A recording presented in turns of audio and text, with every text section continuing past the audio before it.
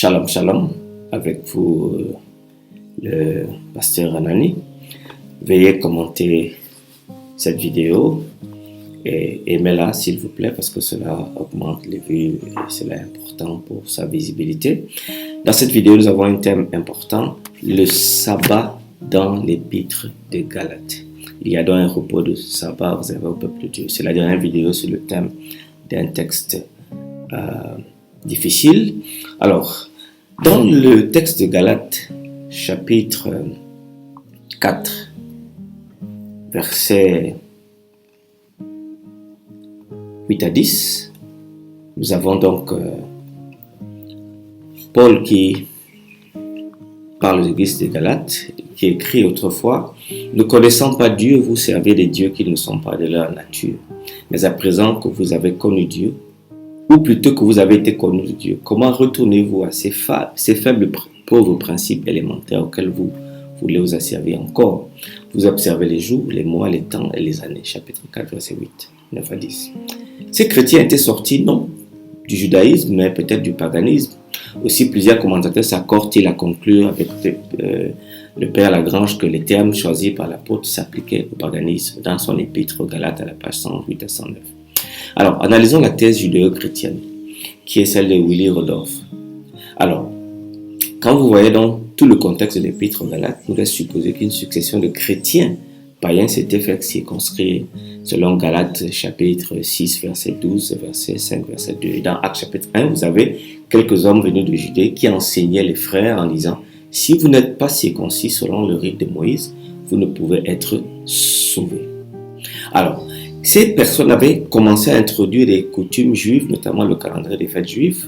Contre cela, Paul proteste: si les Galates se font circonscrire, ils doivent alors devenir juifs à tous égards et observer toute la loi, selon Rodolphe, à la page 131.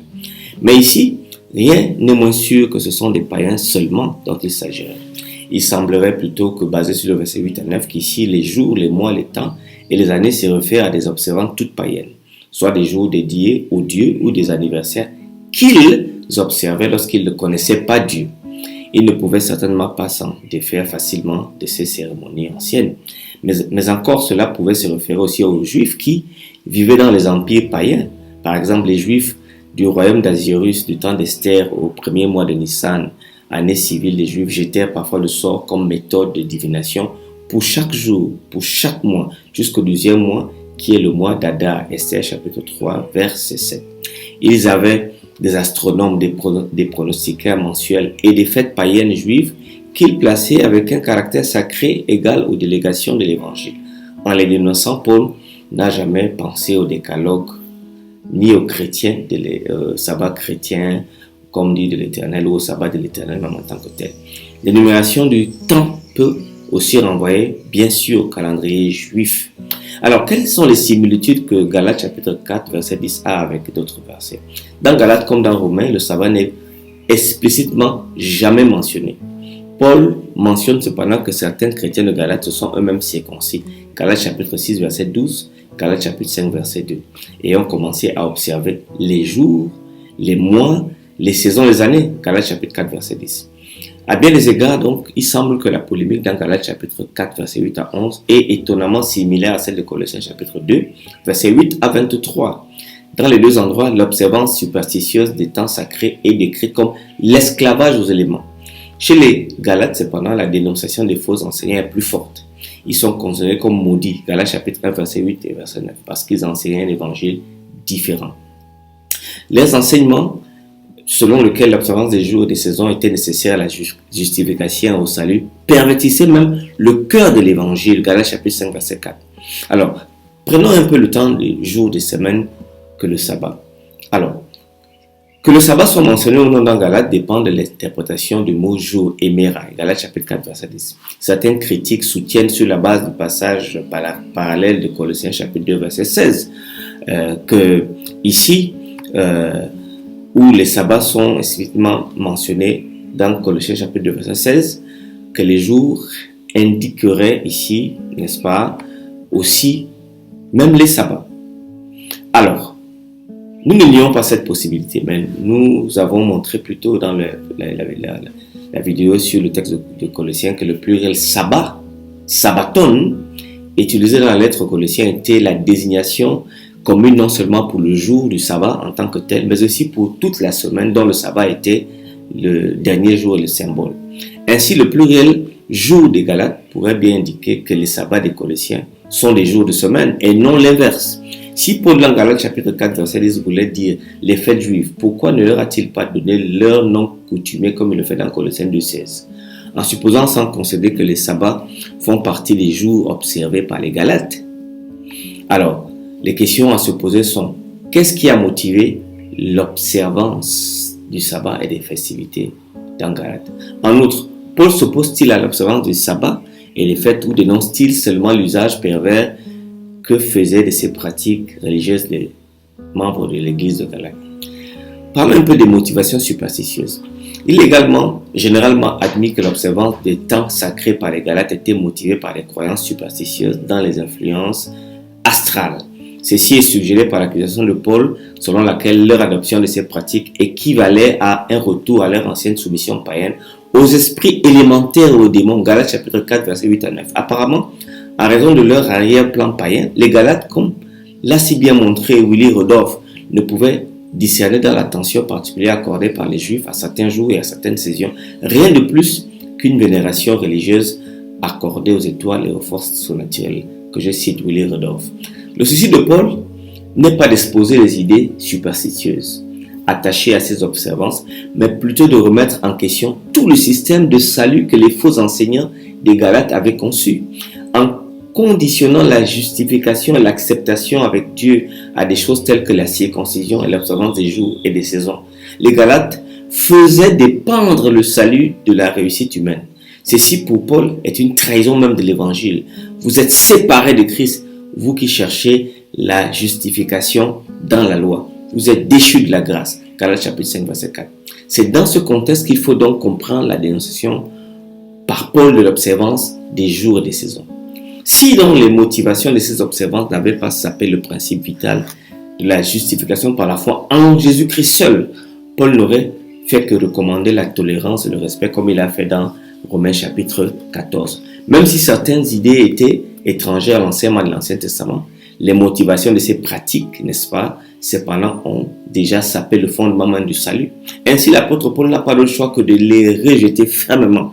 Les Galates, comme les Colossiens, ce n'est donc pas le principe de l'observation du sabbat auquel Paul s'oppose, mais plutôt l'utilisation pervertie d'observations culturelles, quelles qu'elles puissent être, qui ont été conçues pour promouvoir le salut comme une réalisation humaine plutôt que comme un don divin de la grâce.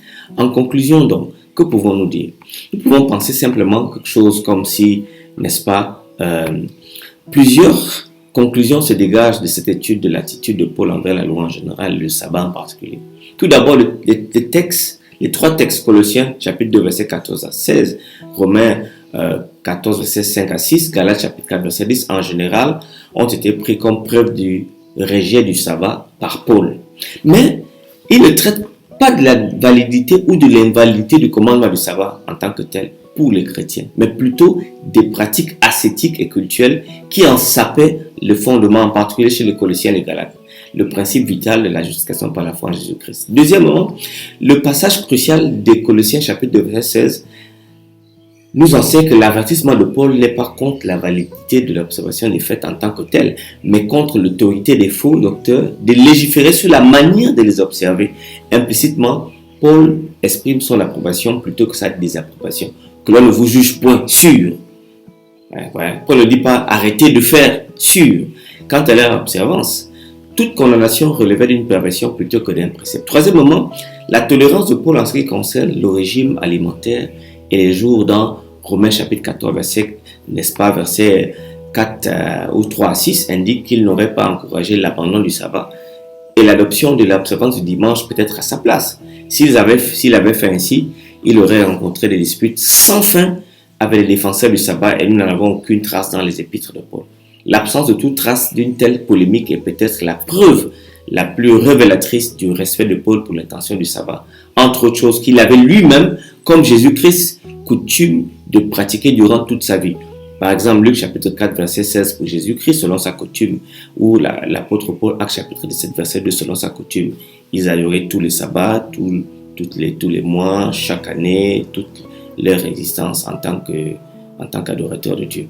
En dernière analyse, l'attitude de Paul envers le sabbat doit être déterminée non pas sur la base de la dénonciation des observances hérétiques ou superstitieuses qui peuvent avoir influencé l'observation du sabbat, mais plutôt sur la base de son attitude globale envers la loi.